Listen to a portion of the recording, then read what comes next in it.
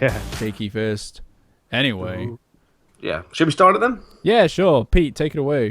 Okay. So, hi, I'm Pete, and this is so QL.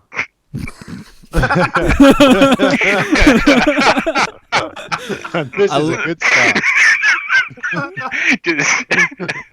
Don't you just love how professional we You haven't figured out are? the title yet. You're just going to put that in later. Hi, I'm Pete, and this is. Welcome to. We're playing ad-libs with this on editing. Alright. Sounds good. It's raw. It's raw. It's truthful. It's just raw. That's all we go for here. Like, we keep it proper Yeah. garage. Gritty. Oh, fuck. Oh, shit. Are we allowed to swear? Oh yeah, go nuts. Yeah, dude, swear away, you know. Yeah. I don't want to. I just do it back sometimes. So don't worry, it's for all ages. There's just a little rating at the start, 18. All right. Okay. Just beat me Oh, out. Hello, and as- what? You want to? So we do this? Go for it. Do it. I'll try and do this somewhat properly.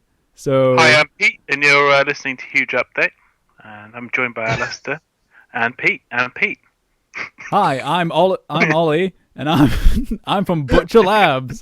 We And I'm make games.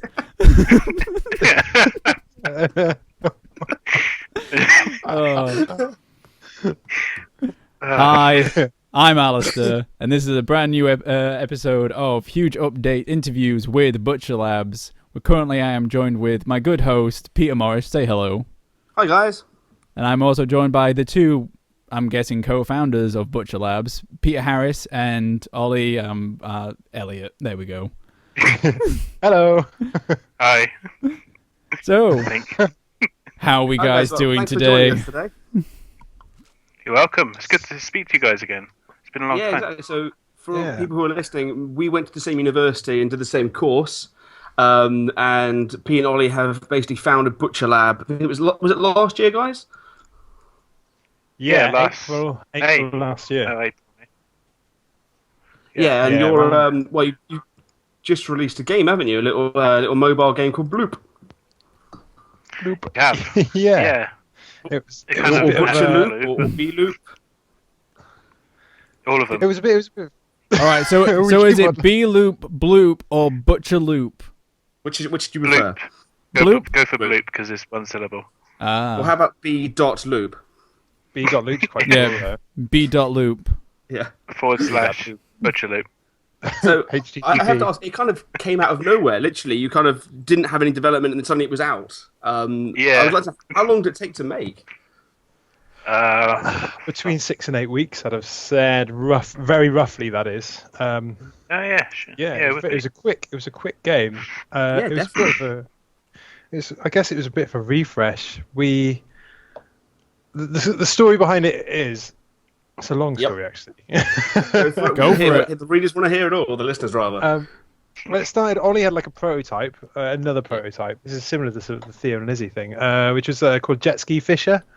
It was a very similar game, and it was an amazing game, I thought. But Ollie didn't really take it very seriously, so I had to persuade him. Yeah. It was very I just basic. made that up. That's like 5 years ago. No, I I made haven't it made Jet Ski Fisher was real. I didn't have to persuade him. No. That sounds like it belongs in court. or in an asylum. I swear to God, the fish on a jet ski was real, and basically Yeah. you had to ride around this wave, and it was the inside of the barrel of a wave, and you were a salmon on a jet ski, and there was a fishing hook that would pop up. I can't remember if it moved at the time. Yeah, But where the spikes are in Bloop, it was just like fishing hooks, and you had to jump over them, and they were the hazard. So why did you change from an awesome salmon on a jet ski, with a hook that was getting it, which 'Cause- sounds awesome, Most of the art was from Google Images, or in fact, all of it was. If you just wanted to go for something a bit more sort of, maybe a bit stylish, but some of your keener listeners might have noticed that Pete mentioned the salmon there, which isn't commonly a sea-dwelling fish. It's actually a freshwater Well, fish. I don't think they go on jet skis either, do they, regularly? So. Oh yeah, Well, there is that. There is that It's fact. important to note, though, that you can't surf the barrel of a wave on a jet ski either. So, in fact, that game And plus, there's very little documentation of like the actual like evolution, like the birth of salmon. Like through the early years, there's not much documentation, so they could be riding jet skis.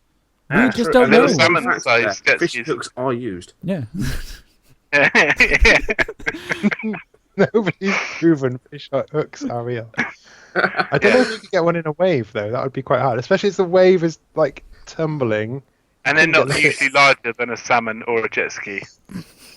Yeah, that's kind of it's like a shark catcher or a whale catcher, isn't it? Yeah. Oh, I hope So we've that's what they decided call to change a few things. So yeah. I So do what really brought like the on look. the change? Yeah. Like who led like the design of the change? Who was doing all like the art and like all that? Was it like a collaboration, or did you just let one of you just get on with it? Well, I think. the Go on. oh, go on. I'm pretty sure it's me. Not just trying to steal credit there, but I think I did. I don't know why I changed the style. I think it was purely because I just wanted something really visually simple and sort of three colours basically: orange, white, and black. Just something easy to read, because there's loads of like really basic effects in Jet Ski Fisher, which made things harder, and it did look cool. But I don't know. I think it looks a bit more stylish. Well, I think the really nice clean-cut visuals work, especially for mobile. Yeah, I think that was the idea. We've seen a lot of sort of graphic mobile games with basic shapes and colours, so I think that was partly. I mean, Jet Ski Fisher didn't look good. I mean, it looked good to you and me, but it looked really horrible to anyone else. Yeah, you I wouldn't be able haven't to seen it ship. yet. I kind of want to see Jet Ski Fish. You should put it in as like a side note into the Blue update. When you do the like audio commentary for Bloop, can you like add like a file of the salmon, like just images along with it? Or It'd be can cool it? to get a Like you reference said- in there. I like how you said when we do the audio commentary, not. Yeah, when you do it, when you do I'm it. just gonna see if I've got it on my computer, because I did. I did have it. It was on Game Maker as well. So I'm guessing the name basically came from your company name, Butcher, and then loop being kind of as it's a circular loop, or was there any more sort of it's behind the name, something else behind the name at all? I mean, pretty much was it. The whole game. I mean, yeah, Ollie designed the looks, but the black and the black, white, and orange do sort of. That's the same color of orange we use for the Butcher Lab logo. So it all sort of ties into this. Yeah, Butcher Clever Lab, marketing. Butcher Lab. All into the branding. Into the brand, very Yeah. on brand, and it's a bit. I mean, we're trying to make it a bit cool with the characters. A bit. I don't know. I hate the word quirky, but I can't think of a better word. So No, yeah, it's and cool. They're really nice. Trying to build Yeah. up a brand identity. That's it. Yeah, I mean you a go. bit. I mean, with Theo and Lizzie is very not that, but this we thought. I mean, it's just thought it'd be quite cool to do, and it's a color scheme that we both really liked. And then Ollie did these set of characters, and the first set were amazing. So we were just like, yeah, And let's the do it. others, they're all amazing. Yeah, that's but when I Arguments saw those against you, original Harry. ones, I was just like, yeah, let's go for this. I think it is a bit conflicting, because like the characters are a bit like kind of off kilter, but then it has quite a graphic-y style, a clean cut style. But I don't really care. It works. Though. It works really nicely, especially on small screens. It's very readable. Yeah. That was your first dipping your toe, isn't it, to the mobile market? You hadn't made a mobile game either of you before, is that right? That's I've right. not made one myself. I've worked on other ones, but So what was the inspiration? Why did you decide to kind of go into quite a saturated market at the moment? well, so we were really hammering away on Theo and Lizzie with a friend of ours who was working on it alongside us called Adam, who was doing the programming. And then he decided, I think, that he needed to earn money because we were doing it on a revenue share basis. And he said, sorry, guys, I can't do this anymore. So we were stuck. I had very, very basic sort of C# experience, not enough to make a game.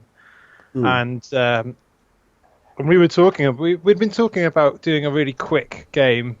We had ideas for like small games, stuff that would suit mobile, and we had been talking about doing a quick one and maybe releasing it around Christmas, and just to sort of have a bit of a break from Theo and Lizzie. And Ollie had this the jet ski salmon or whatever, and he was sort of rebuilding it in Construct 2.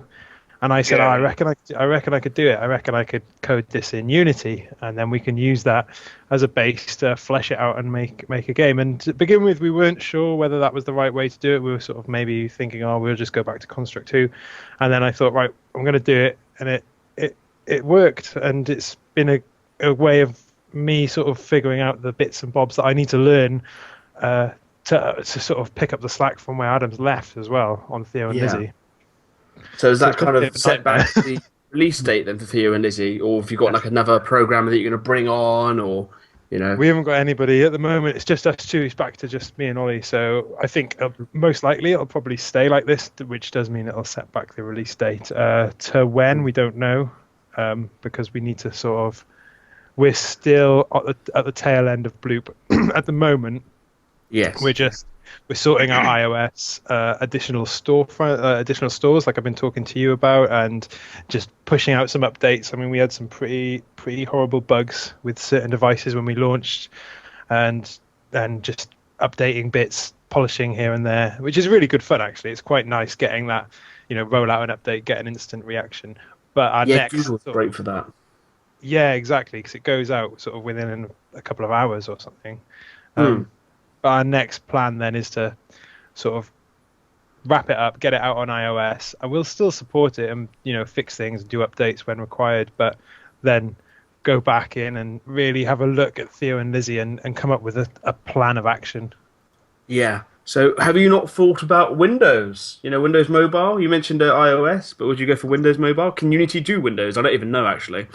Yeah, it can. I mean, it's definitely worth us looking into. If it was a massive time sink, maybe we wouldn't bother, but it's something I'd definitely like to investigate. Definitely. Does anyone have a Windows phone anymore? No. I have a Windows 6 phone or 7, like one of the early smart Windows phones, but I don't think that will run any of the games. A friend of my mine mum does actually. I got a Windows laptop. Yeah, there you go. I hear they're popular. We put it on green light. It'll be up in a couple of days, and then it'll be out on Steam. Oh man, it'd be like mobile port, fucking mobile port. No, you need if you want to put it back on Steam, you got to put in all the Google like image assets back in. Yeah, that's the way to do it. Salmon. Yeah, this meme on the jet ski. And then just still say better than fucking 90% of this shit on green light anyway. Yeah, that is true. I think we had a conversation, me and Al, with another developer about this. That green light is just getting dumped on. There's so much rubbish. Yeah, it's just like YouTube bait completely now. Like I started watching a lot of Jim Sterling, and there's stuff on there is purely there for him to see and put in his videos. Like, like people like other high profile YouTubers, it's not there for any other reason. I saw one that when we were doing Theo and Lizzie on Greenlight, I saw one that was just a picture of the Russian flag, or like an image of the Russian flag, and there was no description, nothing. It was just that, and no video. Obviously, it was just a picture of the Russian flag, and it had a couple of thumbs up, I think. I don't really like gone through minutes. Yeah. I mean, that would have been topped it off, but I think I don't really like doing Greenlight because we did really well on it, and it is a good way of getting through if you're legit. So, and if but it's just. What was the one you saw the other day that was really bad? I can't remember what it was. Don't want to talk about it. It's like it was. It's basically like, what the fuck was it called? I don't really want to. I'm not going to name it, even if I can think of it. But it was just like you beat up a kid. And you're like a drunk. Oh, we talked about this one last time. Now, do you remember its name? Oh, well, no, we talked about another one. We talked about Who's Your Daddy, which is That's- the it was- baby it was murder kind of- simulator. Yeah. Yeah, that it was- was like a follow up to that, I think, or like you know. And I've So I heard think it about was this. that. I've heard about this one as well. Because again, I think we were talking about that in the interview alongside of trying to remember the name of Who's Your Daddy. I'm not. again. I've remembered it, but I'm not going to mention it because I don't really want to. If it, you know, people who listen to this might Google it then, and then they'll get some Google hits. I don't really want to. Well, just really Google know. Jim Get- Sterling. Just Google Jim Sterling and Fuck go on off! his I'm green. trying to make sure. green- people- No, I mean if people want to see it, they can just Google Jim Sterling, Jim Sterling, and then go yeah. on Oh, his yeah, videos. true. What's Yeah, it yeah, called? it's true. trying So to you find- mentioned Greenlight, of course. How was your campaign? Because you got through, didn't you, with Greenlight? Yeah. You go for What it. was the tactics? How would you go about if you were a developer now trying to get on Greenlight and trying to get past Greenlight legitimately? What would you say Yeah. is the best result? How would you go about doing it? The main thing, like 100%, is the trailer. Like you can't survive on there. Like if there's people on there without trailers, they've got like good games, good screenshots, good descriptions, but they just get rinsed in the comments because they're just like there's no trailer. And I mean, even a trailer is not going to give away the game completely, but a screenshot's pretty much useless nowadays. You can easily make a trailer. Pete's obviously he created the trailer, so he's sort of the expert on that. But I think it was a case of like you'll find other trailers on there that have 30 seconds of titles and kind of logos of companies. Like if we put our Butcher Lab logo up at the start of the trailer for like 10 seconds, it means nothing to anyone. So there's no point in it being there apart from us forcing that on people. So that's just like skip all that and just jump, because I've got a really bad attention span when it comes to watching that kind of thing. So I skip. Usually I watch the first couple of seconds and then skip into like a third of the way into the video, and if it doesn't hold my attention to the second third, and then that's about it. But I find myself doing that even sort of not consciously, like, and I was trying to remember that kind of thing. So when we did our trailer, that's what people would do to ours. So, and then put all the information at that sort of those key points, but sort of as if they were skipping through, they'd still get information. Yeah. But yeah, that's that 100% is trailers like the first thing that anyone sees. And how did you kind of market that? Like, how did you get it out there? I think mostly it was Twitter. I think Twitter was our primary thing, and relying on people. You know, you'll go through a few weeks of not having anything to announce or talk about yourself, and then you know, engaging with other people and other indie devs. So if they share an announcement and you know that your Greenlight trailer is coming up in a month, you make sure that you're sort of retweeting them and giving them a hand. And then when you share your stuff, you're hoping that they'll repay the favor, and a lot of them do, because everyone's out to, you know, people are helping each other out and stuff.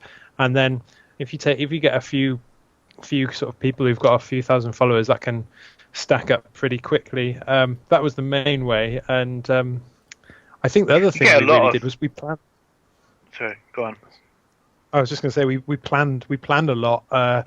We didn't just go one day, we're going to do Greenlight, and chucked it all together. We sat for it must have at least been 2 weeks, just really thinking about what we were going to do.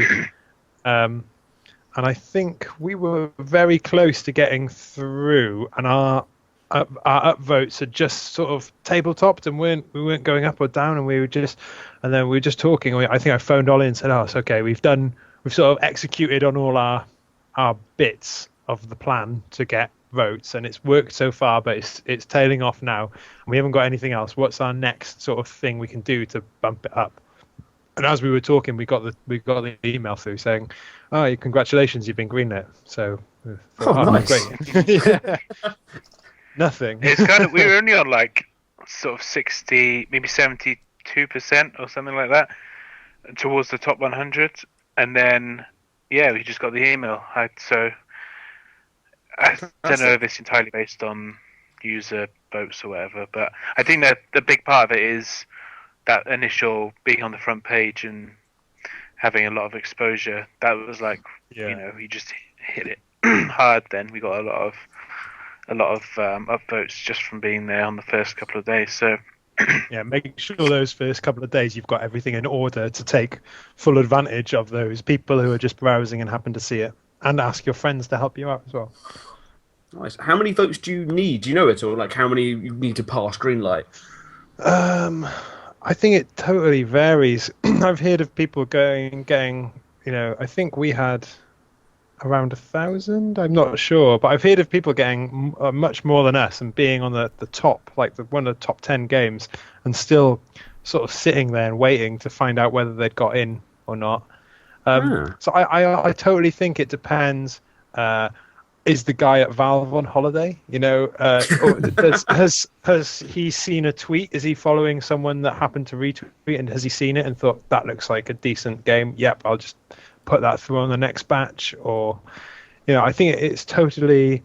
I don't think there's you need X number of yes votes and you're good to go. I think it's they do even say in the sort of small print, it's all down to Valve's discretion. So I think they use it as more of a guide to what people are interested in, and then they must have some sort of someone who's okaying it, or some sort of very relaxed. Yeah, I don't even think it would be called moderating. It's just someone who kind of goes, yeah, that looks all right, on. And then if something stands out, yeah, probably, yeah. It's just a huge circle, and they're just all getting drunk, and they're just like flicking through of like the numbers. It's like, what about this one, guys? Yeah, sure. Oh, it's got 1,000. Oh, okay. And there's just like one that comes up, and it's just got like one vote, and they go, like, yeah, fuck it, why not? We'll be generous. And it's just like that weird like Russian flag game. Yeah, I like Russian flags. Yep. On. I like how you called it a game. It was. Hey, it's on Steam. It's a game. I don't want to knock the guy or girl who put it up. I'm not out to like poo-poo their idea. I'm just saying that's all it was. Well, you don't know what their That's idea all it was. appeared to be. That's all it appeared to be. Sorry. Putin's. I'm sure it was great. Yeah, it's Putin's masterpiece that you're shitting on. Yeah. Yeah. You've got to check your cups of tea for plutonium. And that's how World War III was started, Ollie. You were sold the right game. Why do they not like my game? Stop calling it a game.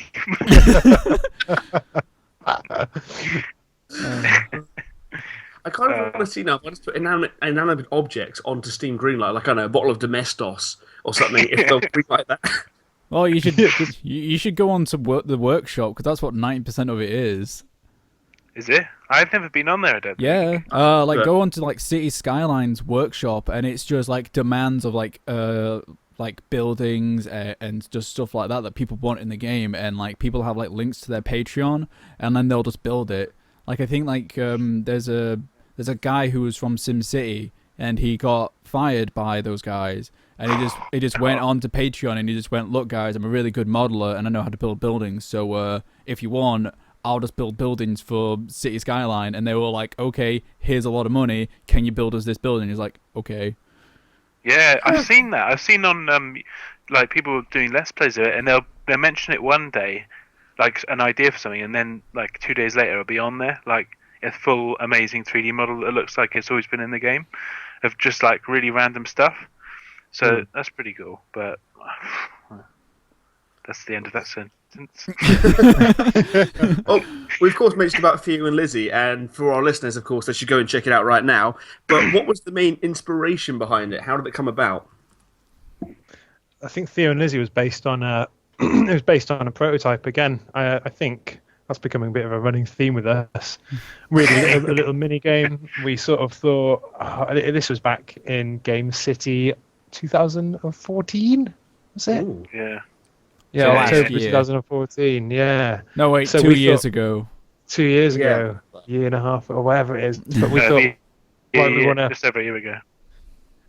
just every year, yeah. And we thought, right, this is something we want to do. We want to start our own little thing. We want to get some games out there ourselves, and want to see what we can do. See what we can make without, working for someone else. In my case, or whatever. And our girlfriends were both really supportive of us, and so it's their fault basically. And we decided to just go and do it. And we'd had another game. Hey, Your girlfriend's thought that you're poor, then basically. Yeah, yeah, exactly. So it's their fault. Damn, But we had another her game that we done. supportiveness. Yeah, God, I They hate were that. supportive. That's the key word. They were supportive. No, it's actually happening. It's a bit more It's a bit more real. Not having, yeah. Yeah. But yeah, like you guys were getting ready, like you guys were like there in 2014, and like you seem to have like throughout the process up till now, like you've had really good like feedback from what I keep seeing, like each event you keep going to, like there's always someone going like, this was something I was excited to see, this was amazing, and it keeps cropping up each time that you guys keep doing these shows and keep showing it off. So that's got to be something for you guys. Definitely. I mean, like just having one person out of like everyone, that's like one person who isn't us who really likes it. I mean, it's obviously like a lot of people to like it, but even if it's just one person that you've made a difference to, it's like it's a good feeling, like having it's not like a power trip or anything, but it's like you feel like it's something you've done has made someone like happy or whatever, or have a laugh, which is, someone you've never met as well, which is different. It's not one of your friends, It's not your mum. Yeah. I always think whatever I do, I make rubbish stuff, and she always tells me it's really good. It's just not useful at all. You've never made anything rubbish apart from Bloop. Bloop's amazing. No, it is. No, but going to those events is so good because, like, you just feel like you're sort of sitting in a room. We don't even see each other. We're just on Skype, and then like months will pass, and we just won't have shown it to anyone. And then it's like the week before, it's like, shit, we've never shown this to anyone. Like, what happens if he's just wasted all that time? And then we go there and like touch wood. Every time it's been like people have reacted really positively to it. So I think it's a real good I mean, you've been morale featured on booster, IGN and if stuff, haven't nothing you? else. But I think so, yeah. We had. Yeah, definitely. Because We were I've at the seen very you crop up start. on IGN. Yeah. The comments. Sites. Comments on getting some comments on IGN is probably like that's your first IGN article is basically gauges how well you can deal with gonna say the C word then like not very supportive people. It's cunt. It's a cunt. Yeah, it's definitely energy. I mean, we really lucked out on that. Yeah, we got that one. I don't know. I found it quite like useful because it was hard like scrolling through and reading the comments because they were brutal. But you could see. So we went in sort of story first, if that makes sense. And like Theo and Lizzie's got this lovely it's all a love story, and it turns out like the IGN readers don't give a fuck about your love story. They want to know what the gameplay is. They're like, oh, VVV ripoff with a shit love story. Preach to us more, losers. And we're like, okay. So then, I mean, that influenced our Greenlight trailer. So our Greenlight trailer was like, really, it just shoved the mechanics in your face from the off. Another difficulty we've had with Theo and Izzy is that you're constantly running, which isn't very easily translated when you're putting out screenshots. So if you have a gravity flip game, or even a video, if you have a gravity flip game where the character's moving around and flipping to the ground to the floor, people just assume that you're moving the character yourself and just flipping exactly like VVVVV. But the difference, even if it is a subtle difference, is the character's always moving, and that does dramatically change the feel of the game. Which is funny if you get a couple who come to play and one guy sits down and they're sort of playing and fucking it up really badly. The person behind them will be like, "What are you doing? Just do that." And then they're sort of shouting at the person behind them, "I'm not in control. I'm not in control." And they just start arguing, and we just watch them. And just disappear to the bar. Relationship test. Yeah. But yeah, no, I think it was good because it did as bad. They weren't terrible. I mean, you could have had a lot worse, but it did highlight things that we needed to focus on, like Pete said, like making it very clear. Like Pete put some really cool captions in the Greenlight trailer to tell the viewers that you were constantly running and you only changed the direction when you hit the walls and stuff. Like without that feedback, we wouldn't have considered that kind of thing. And the story being second to the gameplay. I mean, they worded it really badly, but it was quite valuable. All the feedback's valuable, really. But then you go on IGN, that's what you expect, I guess. Well, apart from the comments that just say impressive achievement, though. This is shit. I'd say it's an impressive achievement though to get featured by major news articles. Yeah, definitely. Yeah, because not everyone who reads IGN is a cunt, but it's always like there's always like the thing that like you got to take away from something like that, and that's like IGN saw it and thought this is something to show, so that shows that they think what you guys are doing, and for like whatever they show, it's like we see something here, and we're not saying something bad, we're saying something positive. It's just a shame that their user base is just a cesspool. It's just a thing. It's like that's YouTube. That's the C word I was thinking of. Yeah, cesspool. Yeah, because like on YouTube, like you'll have guys on there that will see your game and go like, I want to highlight this. I want to put it on my channel. I want to like give it some push. And they'll do this and they'll do that, and then their like user base will just shit on it for no other reason because they just wanted to, just drop the trousers for like 2 minutes and just relieve themselves. It's just the way it is, and it sucks. I think it's good. I think it is good because it does, like, it can prepare you for, like, if you can't get over that hurdle, then you're basically fucked because, like, you're gonna receive that either whether it's genuine or not at some point. So it's good. It's good to happen, early on, because then you can see how well you deal with it. Because some of these guys I've seen on Greenlight, they'll just they will respond to every negative comment, just like as though they've just been backed into the corner. When there's not really any need to respond to anyone individually. I don't think, as long as you read it, then there's no need to start an argument. Well, games are an art form, aren't you? They're personal perception. You're always going to get people that say, I don't like this, or I love this. It'd be one or the other, isn't it? You kind of, I guess it's how you deal with negative feedback and how you kind of move on from that, which is what you've learned.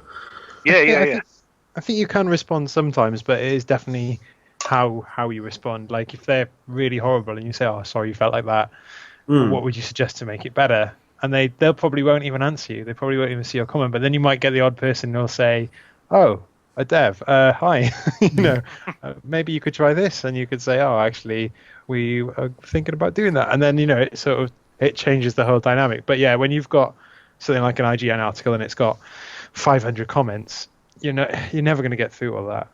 But then even at the events we had, I remember having a little kid who just came up, played it for about a minute, and maybe not even that, and just chucked the control down, and was like, nope, and walked off.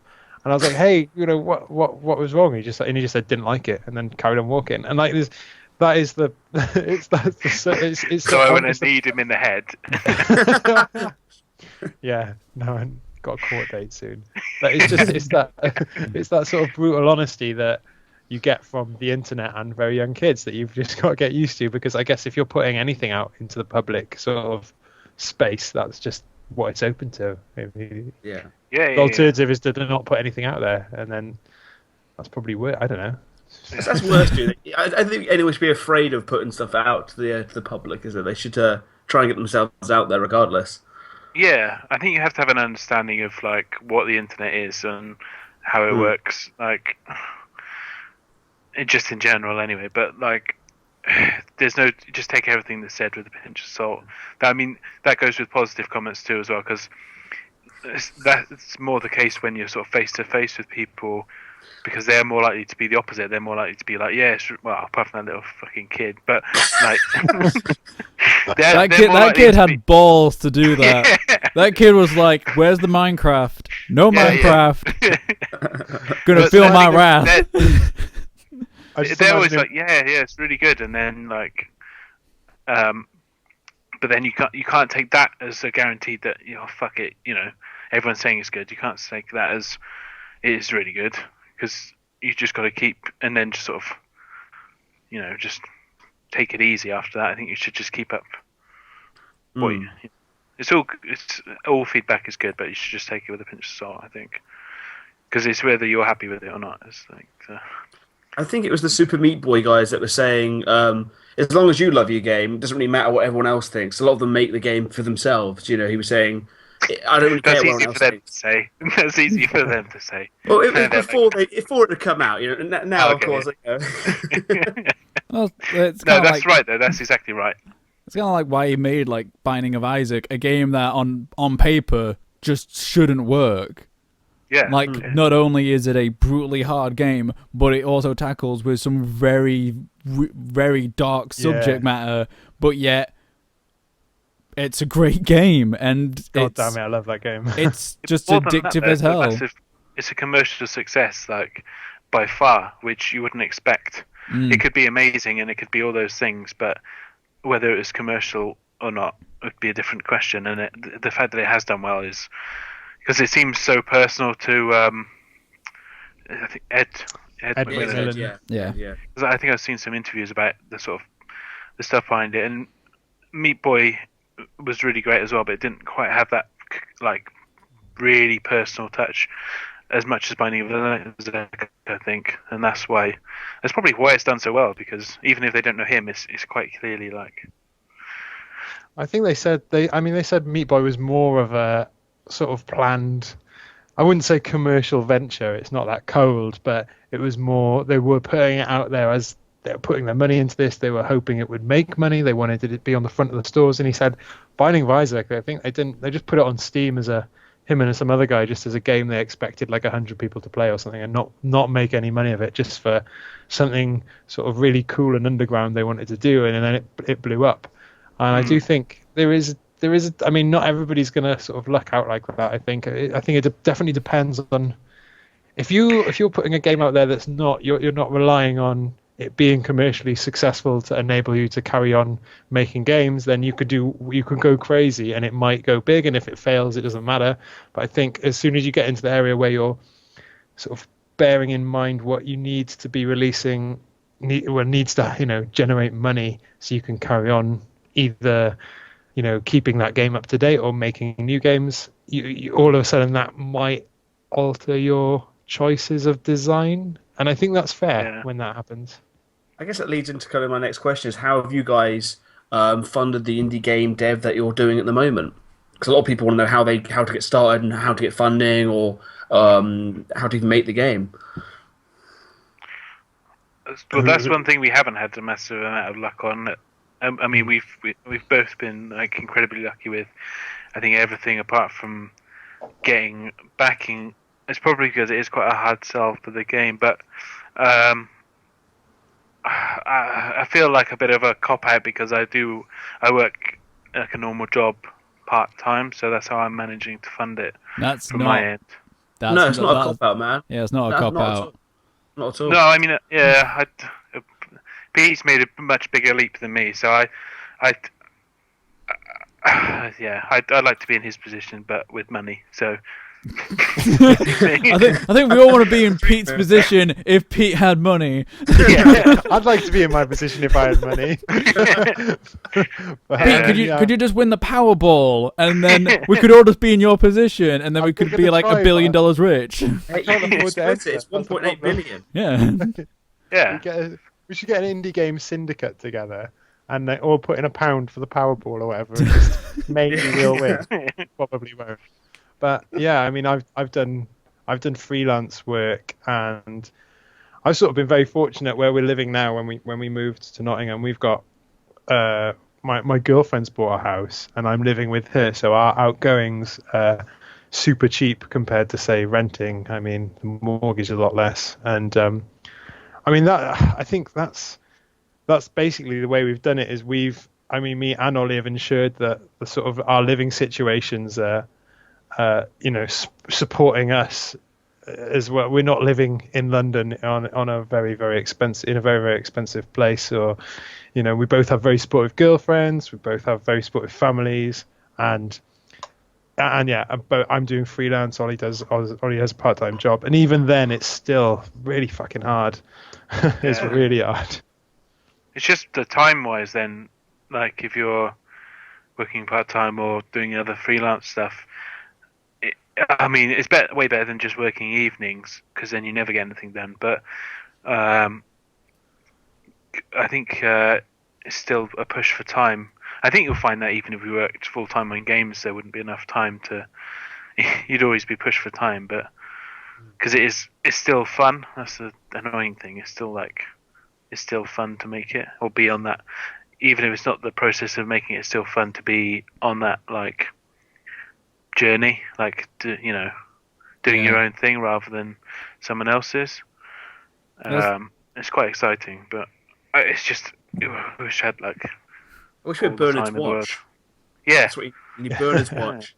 No, you want Dan DeRoche's money. Yeah. And his watch. Yeah, and his watch. I'll have his watch. But there's one. Just want to just let you guys know. It's just like doing these interviews for. I've done some in the past, and what we're doing right now.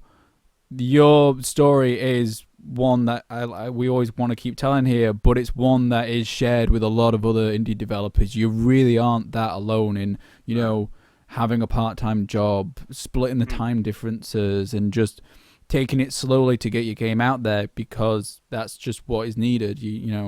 Don't ever feel that you guys are on your own in this struggle, because you're sharing it with a lot of people, and There's a lot of similarities, a lot of stories with her, and there might be differences at times, but a lot of things that resonate with everyone.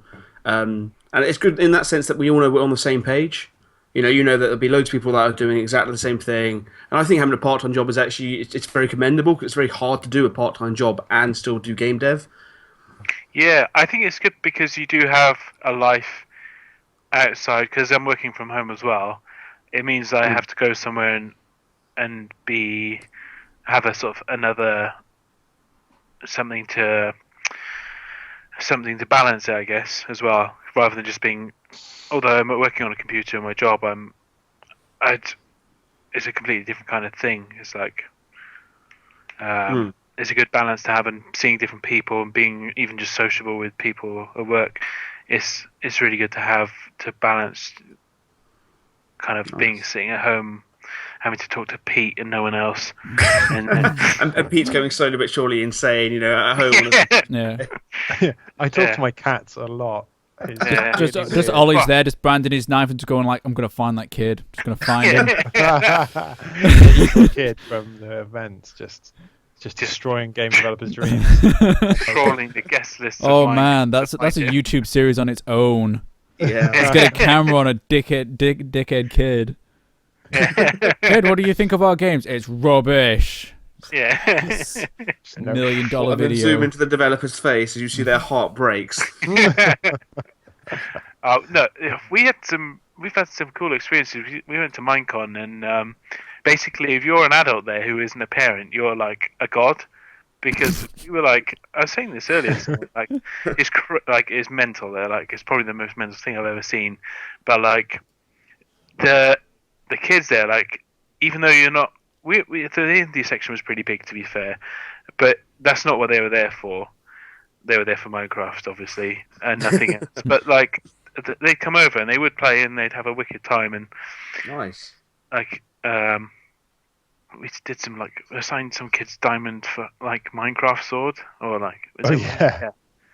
we did just sign things, and it was they didn't really know who we were. I mean, not that we are anyone, but you just there just writing notch. Yeah. We're literally do you make games? And we were yeah, but it's not Minecraft. And they're but yeah, do you make a game? Do you make this game? And we're yeah. And they're cool, sign this diamond pickaxe. Okay. Yeah. This is and then weird. the kids from Belgium who basically invented our multiplayer for us. They were wicked. Then they because we had two computers, and one kid was smashing it, and he played it 3 times on his own, and then he got his other mate to basically race on the other computer, they'd start at the same time and see who got to the end quickest, and that's pretty much how our multiplayer spawned, was from that idea of people racing. That's cool. That's a really cool way of it spawning out. Yeah. So those events are really great for that kind of thing. Just even just talking to devs is really helpful, but just random stuff like that makes it even more worthwhile, because it's something, if that hadn't happened, we may never have even considered. But then taking that multiplayer aspect to EGX, people were loving it, and it clearly worked. So, definitely. So, when's the next time we're going to be able to see Theo and Lizzie at a convention then? Shit, there's a little slug. There's a tiny... Hang on a minute. I'm going to take a Wait there. I don't... Wait, let me just check Pete's blog. I don't see shit. There's a little slug con this year. No, Hang on. I I'm don't going to know. post this in the chat. Oh, God. Thanks, Ollie. Referring to me as a slug now, you know. I could have been a better animal. Hang on. Oh, shit. I don't think there's any events that we're... Yeah, I've done that massive list of events, but I don't think there's any we're planning on attending at the moment. I'd love to do Rezzed again, because that was such an awesome event, but I'm totally broke now, so I'm actually going back to jobs and stuff. I'm looking for some part-time work at the moment, because just to fund going to these events, because they are useful. There's some free events. I mean, we might do... Ollie's is breaking this by putting pictures of his slug in the chat. I'm going to put my hand next to it so you can see how small it is. Why is it like got yellow stuff coming out of it? I think it might be wounded. It might be wounded. Are you salting it? Is that what's happening? You salting it? Is it on your bed? Why is there a slug on your... I think my cat's brought it in. It's been attached to my cat hand. Oh my god. It's brought you a present. Well, this completely derailed this conversation. So Ollie's speciality is derailing interviews. See? Oh wow. He is tiny. Oh god. Oh, is it's more than a maggot. That's disappointing. No, it's definitely a slug. His little things are going in and out. Ugh. So yeah, our listeners can't see it, but it's basically a very, very small slug, about the size of a fingertip. I'm gonna sort something out so people can see this. I'm gonna get these images out there. Don't worry, I'm on it. They're going viral. Ollie's small slug. People, it's clickbait. That is. Yeah, oh my god! I can't believe It's how small this guy is. Yeah. You can't believe that this slug gets away with so many taxes. Find out here. Click here.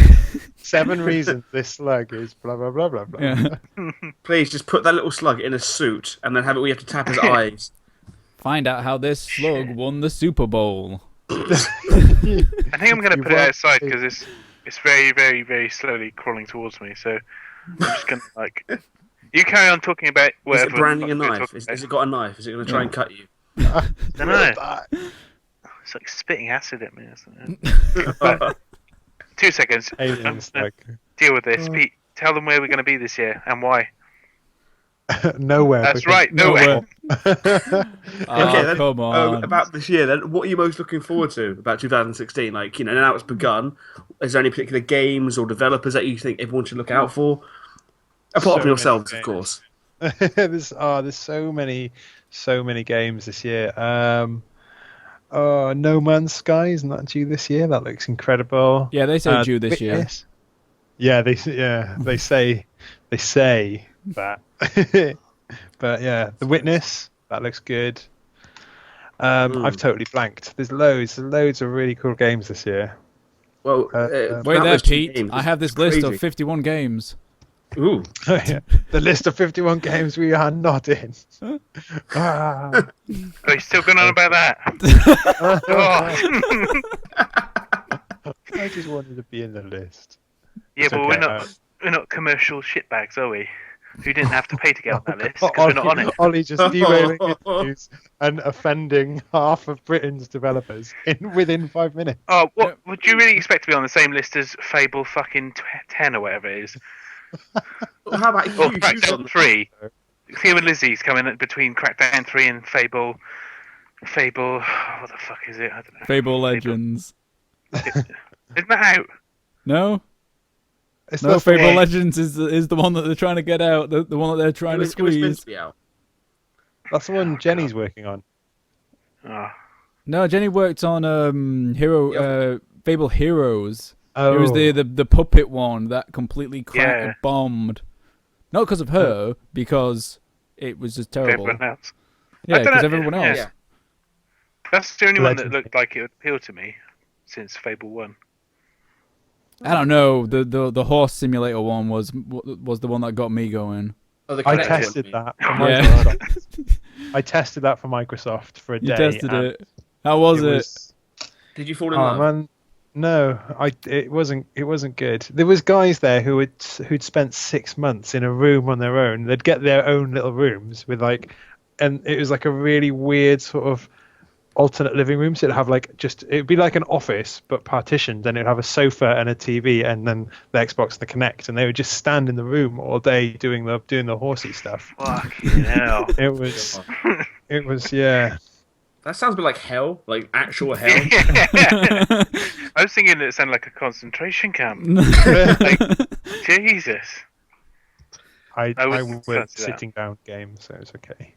Yeah. What am I looking forward to this year? Yeah, No Man's Sky. There's one on this list that looked really cool called where was it? I've just lost it. Fabulous Beasts looks interesting. Yeah, that don't know. weird like toy to life thing. Yeah, that was at Game City, and it looked cool. I don't know. I haven't got an iPad, so I don't know whether I'd play it or not. And it looks. I imagine that's going to be expensive. I don't know how they do it. I mean, do you buy it on the App Store and then they mail you the stuff? I don't know. Yeah, something tells me it's like it looks super cool, but it looks like super like experimental as well. Yeah, definitely. Like this is like Fabulous Beast is definitely like a thing that like you show as a tech thing, and like you push to get it onto something else, like you push it onto like something like a franchise to then pick up. But for the fact that like Toys to Life has been around for like almost like 5 years now. Yeah. But like, what is I guess it? It's it's like indies. Jenga. Like watching them playing it, it's like Jenga by the looks of it.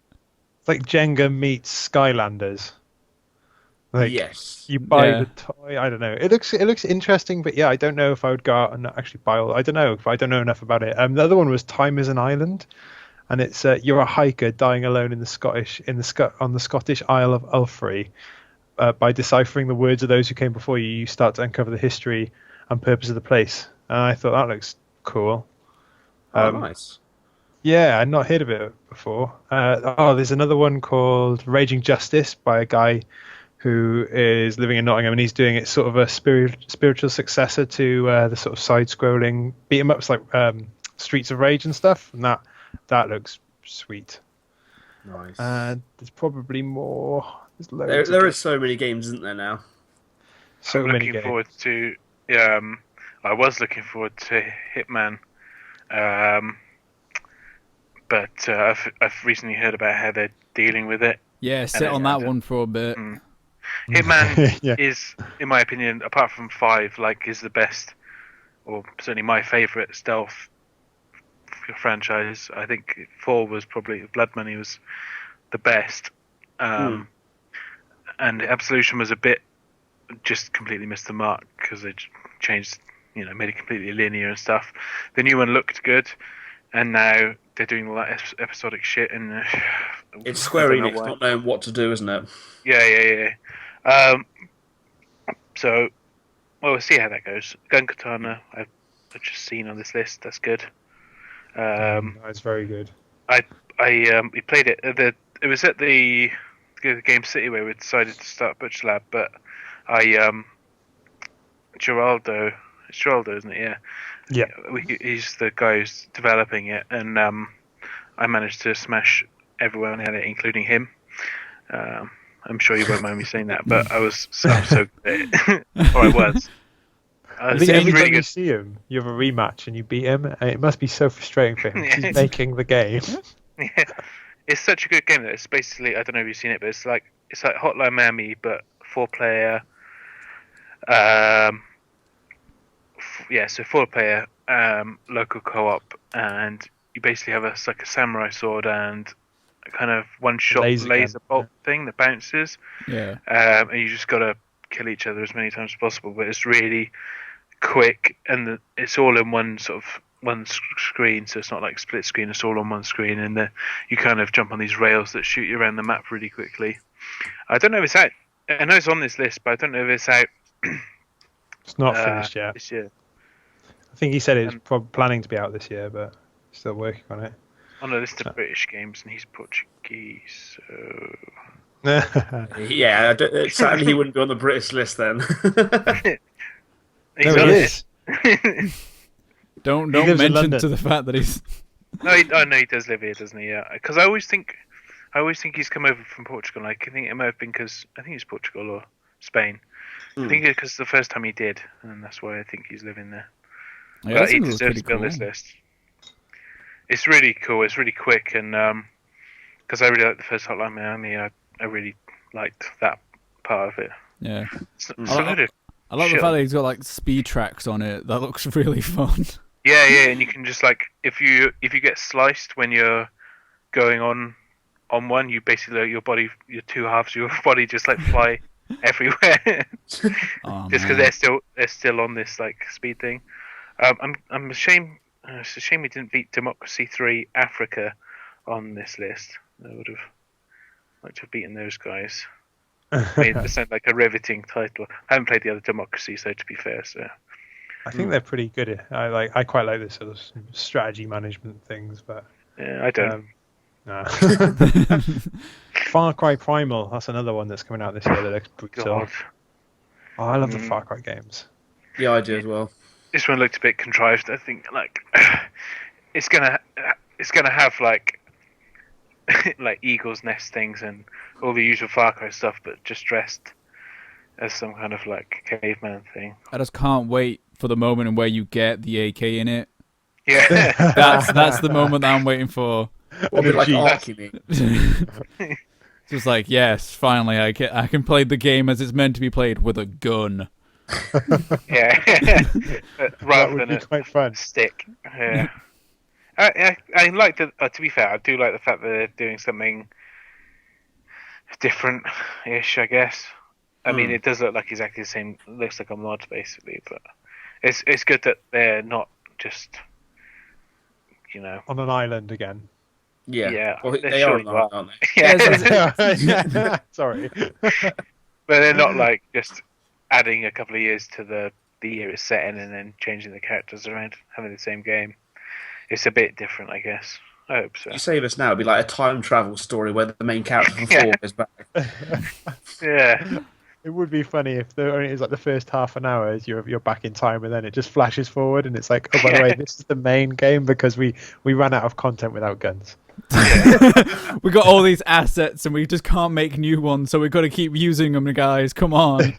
We're Ubisoft. We can't make stuff. We've got to reuse everything.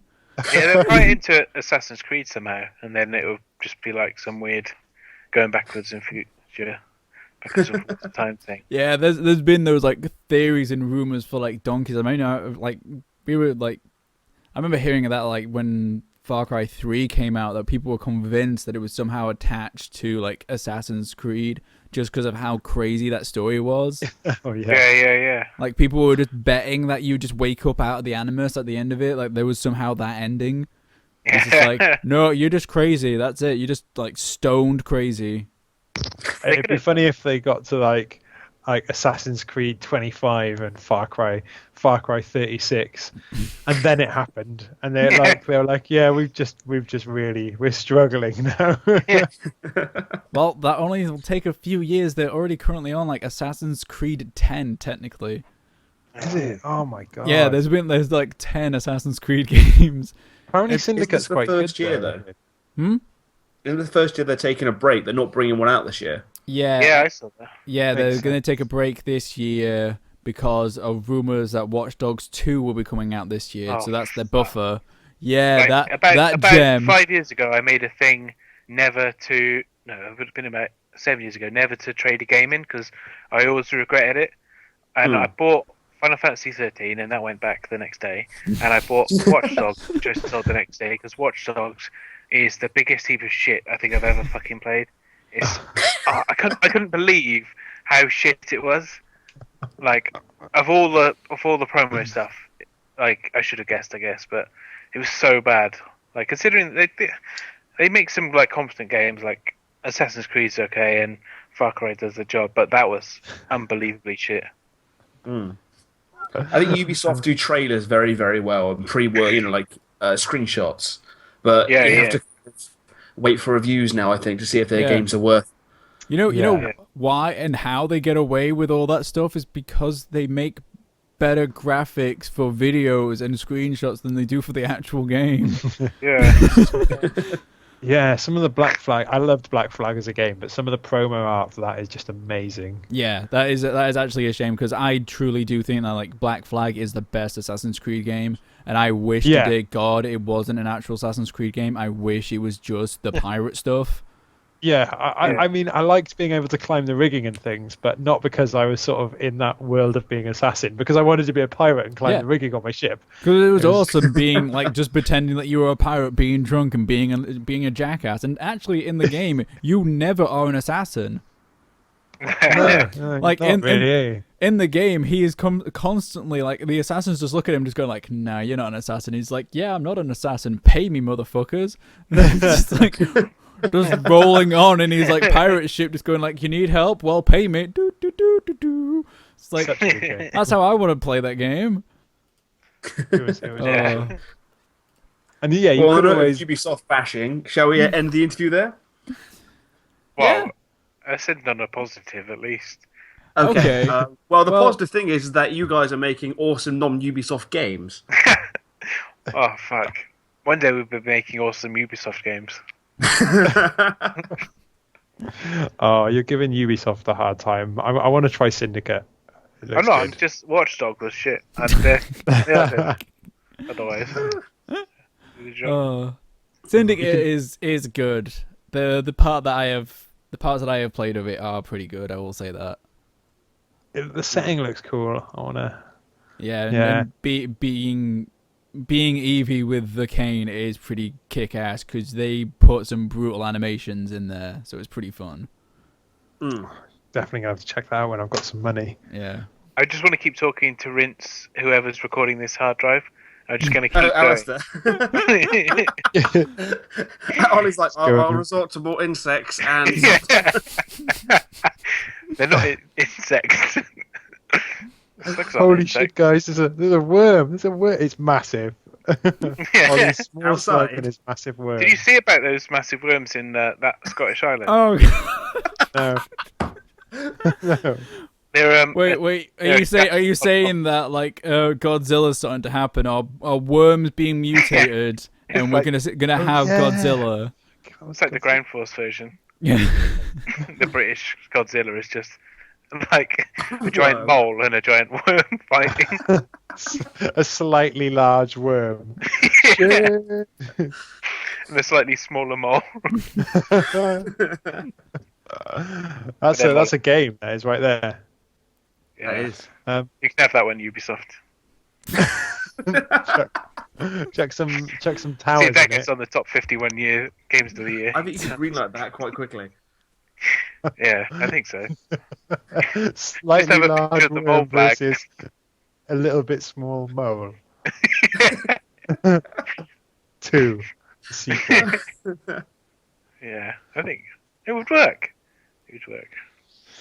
I bet if we did that, we get greenlit in a week. I don't want to waste time. You've got to change, man. Change the idea. Stop fearing Lizzie. Stop building this. Yeah. Is it in 3D? Yes, with a salmon. There has to be a salmon on a jet ski at some point in this game, though. Oh yeah. VR exclusive. Yeah. Oh god, let's not end on that for God's sake. Google Cardboard exclusive. Yeah. Mole simulator. It's just dirt. That's all you can see. Yeah, that would be good. Like a first-person mole simulator. Like it would just be like dark mud particles just flying. That's horrible. But you're blind anyway, aren't you? Or you've got really bad eyesight, so it should be like it would just be like a really dark screen with some mud on it. DLC Bat Simulator. Yeah, bats aren't blind. Yeah, Are they not? I thought bats were blind. The only bats that aren't colorblind are the fruit bat. That's why they eat fruit, because they can see the color of the fruit or whether it's poisonous or not. So we don't need David Attenborough anymore. We've got Ollie. Yeah. I learned that a long way. Slugs, moles, and bats. Yeah. Oh. There's a huge update from the animal world for you. There we go. Giving it a plug. Okay, so where can people find you guys? @_ButcherLab on Twitter, or I'm at Peter Harris. You've nailed that one, Pete, because last time someone asked you that, you reeled off every fucking Twitter account you could think of, and then said www.butcherlab.com. Well, so yeah, you've streamlined it a bit. I'll give you that. I guess if you go to Google Play and search for b.loop, or if you visit www.enterbutcherlab.com, you can find a link to b.loop there to download it on Google Play, and it should be coming to iOS and some other stores soon, I think. On Monday. Fantastic. All right, awesome. Not on Monday. Christ, man, you're not coming to any other interview again. I didn't say which Monday, because this might come out like in next year. So I'll come out next week. yeah, oh, shit. Bit of breathing space. Whew. And this has been another interview from Huge Update. I've been Alistair. This has been Pete Morris. There you go. There you And go. we're all going to say goodbye awkwardly right about now. Bye. See you later. Goodbye. Goodbye. Bye. Bye. Bye. Bye. Bye. See ya.